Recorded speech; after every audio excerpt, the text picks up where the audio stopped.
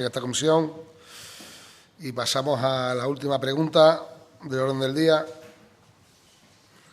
que es la pregunta, la PROC 368, ¿cuándo saldrán las convocatorias 2024 de la Agencia Extremeña de Cooperación Internacional y Desarrollo?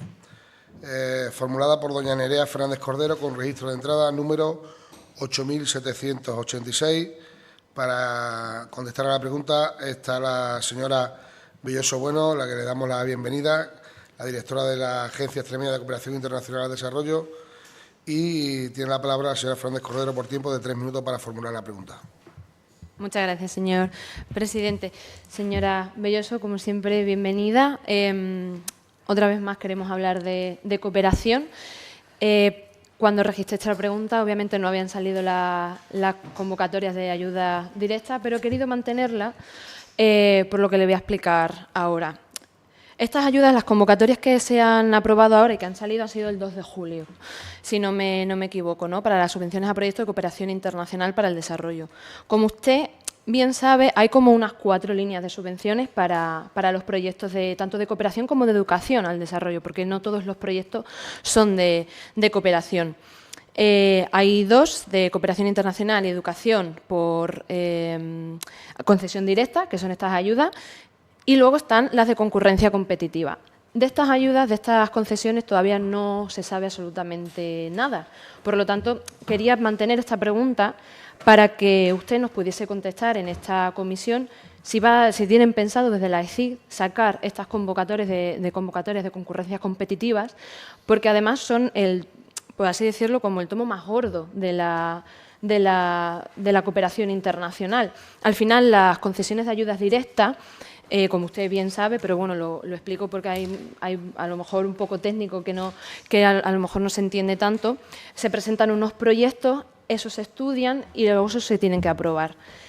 Además, sabemos que en estas concesiones directas los proyectos que se van a presentar van a ser bastantes menos que en el año anterior. De 56 se van a presentar o se va a dar como un presupuesto a unos 18, 19 proyectos. También me gustaría si pudiese contestar a ese recorte tan brutal de estos proyectos de cooperación internacional.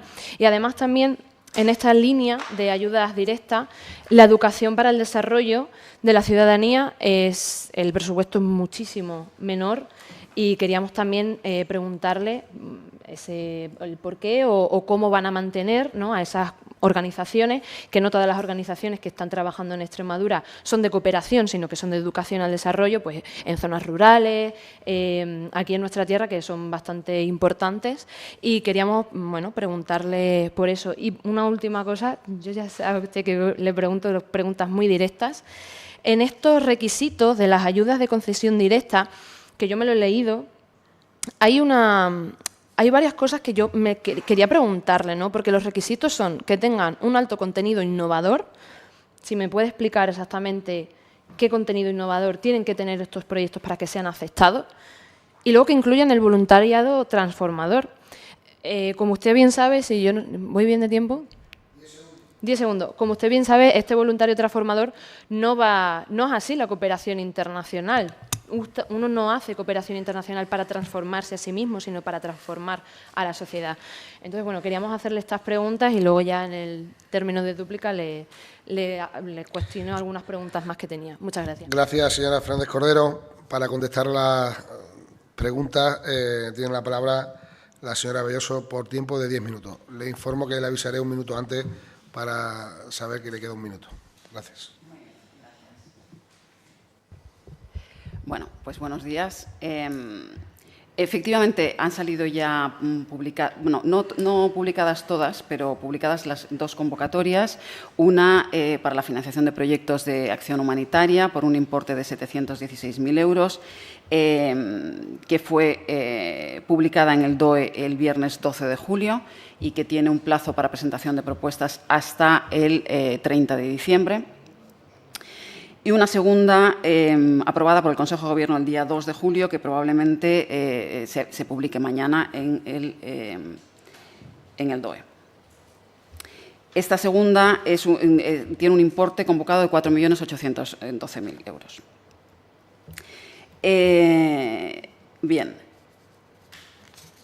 nosotros, estas son las dos convocatorias que van a salir en este año, con cargo al presupuesto del 2024. ¿Por qué? Le voy a explicar. Tras la aprobación del nuevo Plan General del 24 al 28, el pasado 7 de mayo, se crea una necesidad, que es la necesidad de hacer la transición al nuevo Plan de cooperación. Una parte importante de esta transición consiste en la realización de acciones de cooperación financiadas con el Decreto 5/2019, es decir, el Decreto 5/2019 que reglamenta, que establece todas las bases reguladoras de las subvenciones, regula 4 tipos de subvenciones, cada una en un capítulo. Son 4 capítulos, cada una en una. 2 de ellas son por concurrencia competitiva, como usted ha dicho, 2 de ellas concesión directa. Nosotros lo que hemos hecho ha sido evaluar a la luz del nuevo plan y a la luz de algunos otros acontecimientos que han ocurrido. Hemos evaluado todos los capítulos, las bases reguladoras. ¿En qué medida estas bases reguladoras nos permiten transicionar a este nuevo plan? Entonces, bueno, para empezar, por ejemplo, capítulo evaluación. Nosotros, dentro del plan, se establece que hay que evaluar y, sin embargo, en las bases, en concurrencia competitiva, no es obligatoria. ¿Vale? Esta evaluación no es obligatoria. Se puede hacer, es opcional, pero no es obligatoria. Después, los criterios de valoración, también en cuanto, por ejemplo, a los ámbitos estratégicos, no permiten trabajar el ámbito estratégico nuevo que se ha creado. Es decir, los mismos proyectos en las mismas condiciones del año pasado podían perfectamente salir financiados este año sin incorporar nada nuevo en cuanto a innovación, en cuanto a elementos innovadores de emprendimiento, etcétera. También las áreas geográficas, el nuevo plan no las tiene definidas, y en las bases reguladoras tampoco hay definidas áreas, con lo cual hay un criterio de valoración que se nos anula, el de área geográfica. Había un criterio de valoración que daba puntos por país prioritario y por área prioritaria, con lo cual eso se anulaba. Nos quedábamos con un criterio menos. Y después, una cosa que afecta sobre todo a educación para la ciudadanía. El Comité de Ayuda al Desarrollo ha cambiado el criterio. Ya lleva tiempo, desde febrero del 2023, diciendo educación, las actividades que ustedes están financiando como educación para la ciudadanía no son ayuda oficial al desarrollo. ¿Esto qué quiere decir? Bueno, que no computan. En el caso extremeño, por ejemplo, en el año 2023, de 1.600.000 euros de educación para la ciudadanía, de proyectos financiados en educación para la ciudadanía y sensibilización, no computan como ayuda oficial al desarrollo. Habíamos declarado un total de 11 millones, nos hemos quedado con un 15% menos. Esto implica que hay que darle una vuelta. Ellos dicen, educación para la ciudadanía es computable en la medida, o sensibilización es computable en la medida en que contribuya para el desarrollo económico de los pueblos destinatarios. Es decir, muchas actividades hechas por entidades locales que tienen que ver con sensibilización en general sobre ODS no computan ya y hay que dar una vuelta. La concurrencia competitiva en educación para la ciudadanía no nos permitía, te obliga a financiar proyectos directamente, con arreglo a esas bases, directamente los mismos que se estaban financiando. ¿Esta vuelta qué quiere decir? Pues o bien se ponen en contacto con proyectos de cooperación y se hace una educación y una sensibilización sobre problemas de desarrollo concreto y vinculados, o bien se hace de otra manera, ¿no? De alguna forma lo tienen que hacer. Esto en este momento es prematuro definir. O sea, nosotros desde la agencia no podemos definir. Lo único que podemos decir es, vamos a hacer convocatoria abierta y les asignamos aquí y ustedes mismos nos van a definir cómo se plantea la educación con este nuevo criterio, porque ahora tenemos otro criterio distinto. ¿De acuerdo? Y esa es la razón por la que hemos ido a esto. También, igual en los proyectos de cooperación, independientemente de las razones que le he dicho en cuanto a criterios de valoración, uno de ellos es si como hay entidades que tienen las dos patas, cooperación y educación, que puedan juntarlas en una.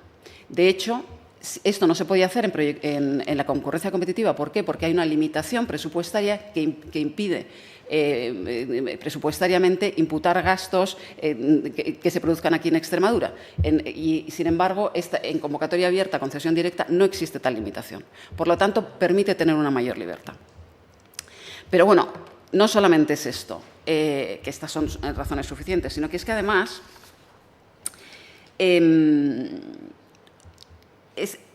esta convocatoria es extraordinaria, ya le digo yo que no, y que tiene también otro efecto. Nos va a permitir ensayar otro procedimiento de selección. De hecho, hemos diseñado una forma de seleccionar. Una de las cosas que normalmente, anticipo, en la convocatoria abierta de concesión directa se hacía, primero, es para hacer cooperación concertada, no es para hacer cooperación indirecta, como se llama la que hacen las entidades, por su cuenta, sino es para hacer cooperación concertada. Una de las y, por tanto, se crean los proyectos junto con la agencia. Entonces, hemos creado un procedimiento para abrir esta convocatoria.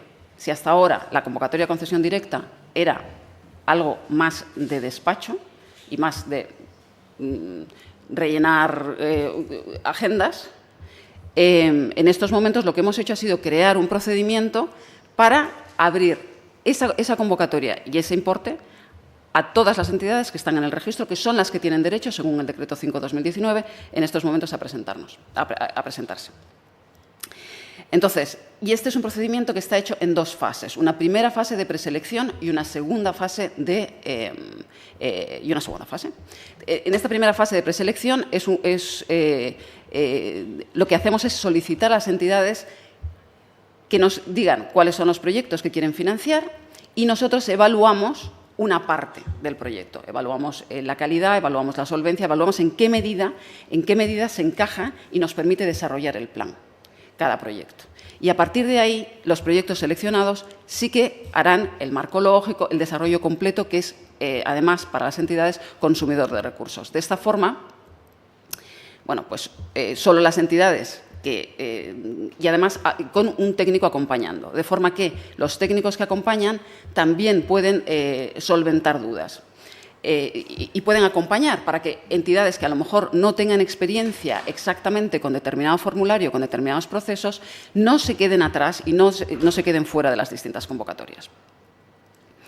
Esto agilizamos, hacemos también que las entidades no consuman recursos que a lo mejor que al final no rentan.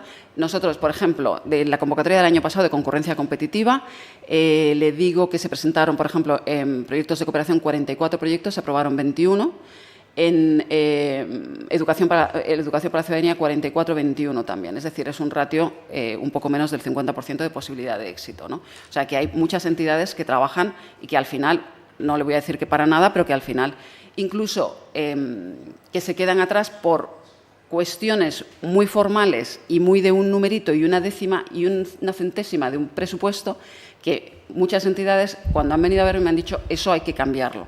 Hay que cambiarlo porque proyectos de calidad se están quedando fuera porque nos hemos equivocado en una herramienta. Bueno, metemos este procedimiento nuevo, metemos herramientas digitales que si lo hubiéramos, que en principio también están en fase experimental. Tanto, bueno, el Tramitan está menos en experimental, pero y sobre todo para los anexos de presupuestos, ¿vale? 30 segundos, señora Bello. El minuto. Y después nos permite obtener información para la confección de futuras bases reguladoras en la concurrencia. Me dice, ¿le hablo luego del voluntariado transformador?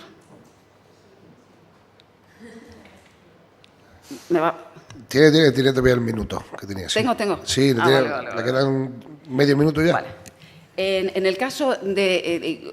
nosotros estamos en el marco de un proyecto con la Universidad de Extremadura que aprobamos el año pasado, en octubre o noviembre.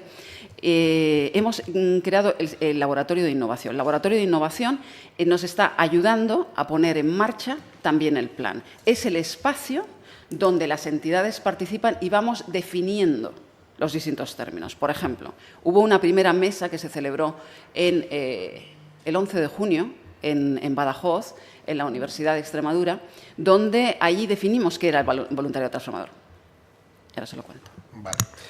De todas formas, tiene después 5 minutos más para responderle. Muchas gracias. Tiene la palabra la señora Fernández Cordero. Muchas gracias, señor presidente. Avísame cuando me quede un minuto para, por si acaso, ¿Un minuto? ¿vale? Vale. Un minuto, por favor, gracias. Ella me da miedo. No. Bueno, muchas gracias, señora Belloso. Sobre todo le agradezco que no lo haya leído, quiero decir, porque es una cosa que no quería que se preparase, sino porque veo que entiende lo que le quiero preguntar y por qué.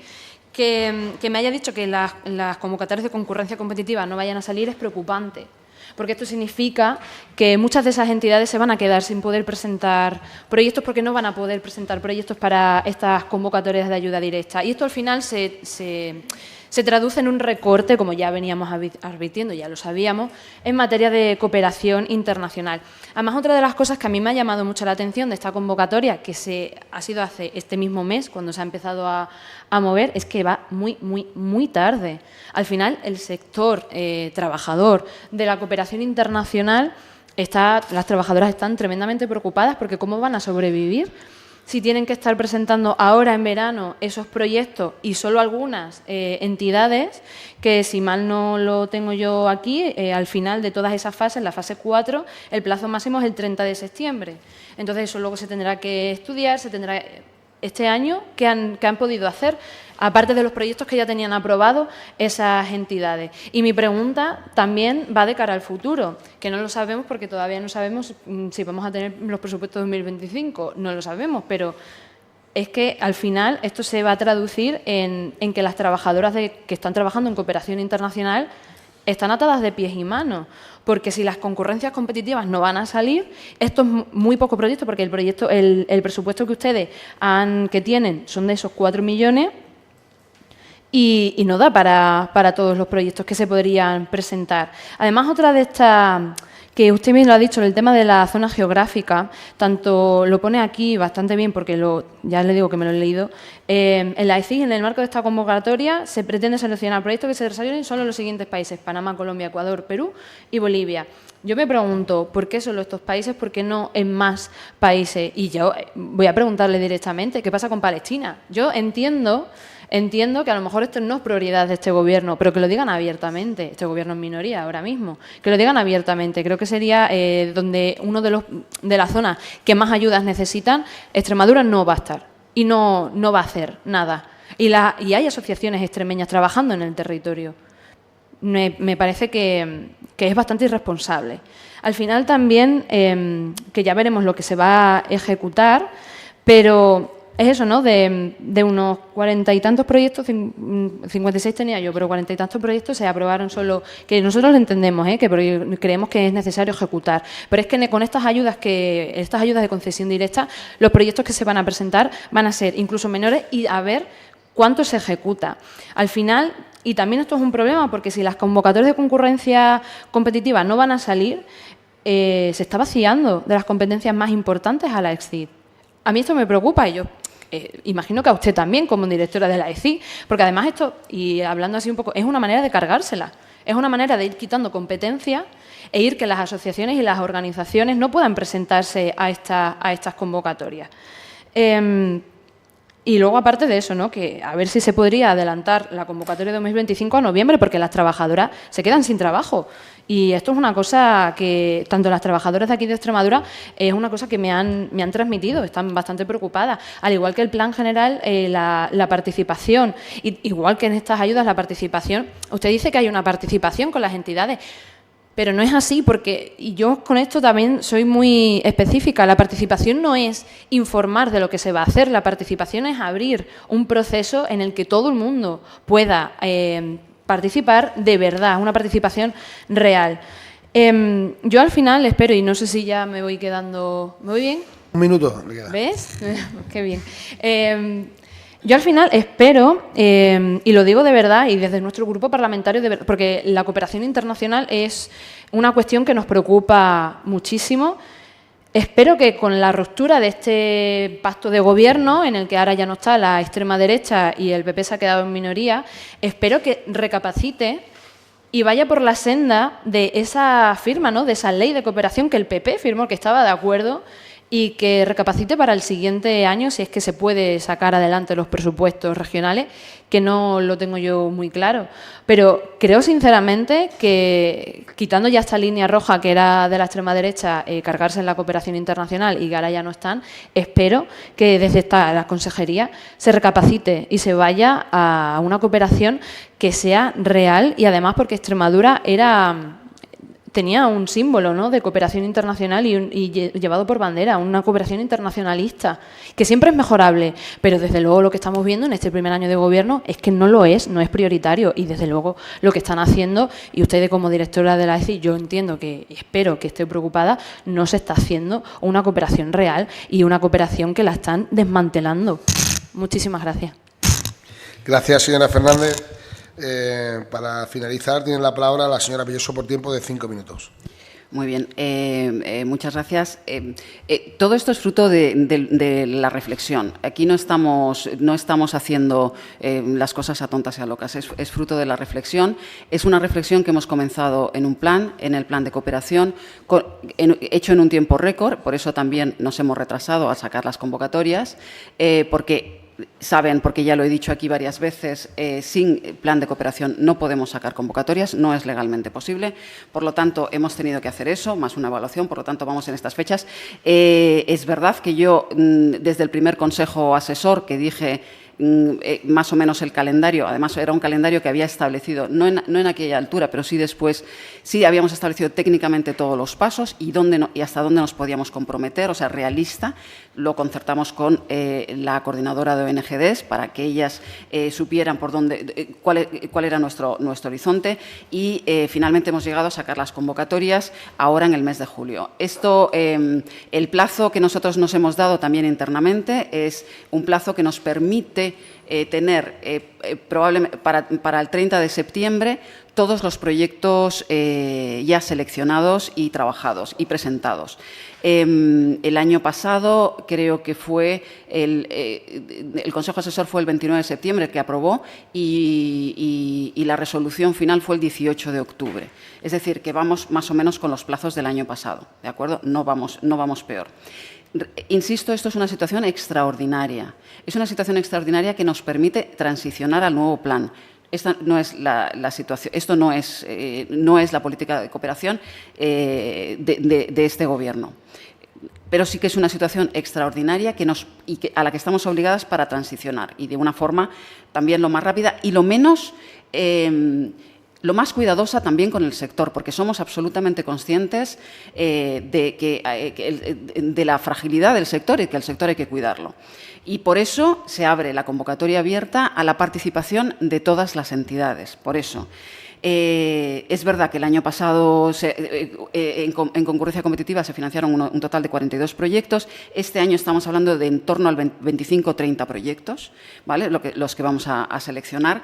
Y en fin, y insisto, la participación, es verdad, la participación no es solo informar ni participar a la gente, participo, ¿qué tal? No, pero tiene muchas vías. La participación tiene la vía que hemos hecho a través de talleres y tal, y consultas permanentes, y también en despacho con las entidades en coordinadora o fuera de coordinadora, etcétera. Esa es una vía. Pero también hay otra vía, que es ir construyendo el plan. Nosotros el plan lo dejamos como apuntadas líneas, pero por el plazo de tiempo que teníamos no podíamos definir muchas de las cosas. Había una promoción del voluntariado, pero ¿qué es el voluntariado transformador? No sabemos. O sea, lo tenemos que definir, lo dejamos para luego. Y esto lo estamos haciendo en base a unos laboratorios, el Laboratorio de Innovación en Cooperación de la Universidad de Extremadura. Ahí es donde yo le decía, por ejemplo, ahí es donde se ha definido el voluntariado transformador. No lo he definido yo, se ha definido participativamente por todas las personas que asisten. Y me transformo yo para transformar a los demás. Y es siguiendo también aprendizajes de proyectos previos que se han puesto en marcha con financiación a Extir. ¿De acuerdo? Y es decir, vamos a compartir esto, cómo podemos trabajar esta herramienta, cómo puede ser útil para todo el mundo. Y después, la participación también vía presupuesto. O sea, que puedan participar en la convocatoria abierta de concesión directa. Muchas de las entidades me preguntaban, pero entonces el límite de personal y tal, ¿se aplica el límite de personal que había para el capítulo 2 o para el capítulo 1? En este caso, ¿se aplica o no se aplica? Yo les pedí, poned las cifras reales. No existen límites en el decreto, por tanto, no nos pongamos límites, las cifras reales. ¿Por qué? Porque va a servir de referencia a la hora de fijar los nuevos límites. Y además es que yo llevo desde que me he incorporado recibiendo a gente que los gastos de personal estamos súper precarias, nos limitan a 34.000 euros, que es poquísimo, en fin. Bueno, poned lo real, lo que queráis, a dónde tenemos que llevar eso. Y eso es participación por la vía del bolsillo, de la apuesta. 30 segundos, señora Belloso. Vale. Y en cuanto a los países, yo creo que el solo países busca, no sé qué, que solo sean en esos países, el adverbio solo creo que no está.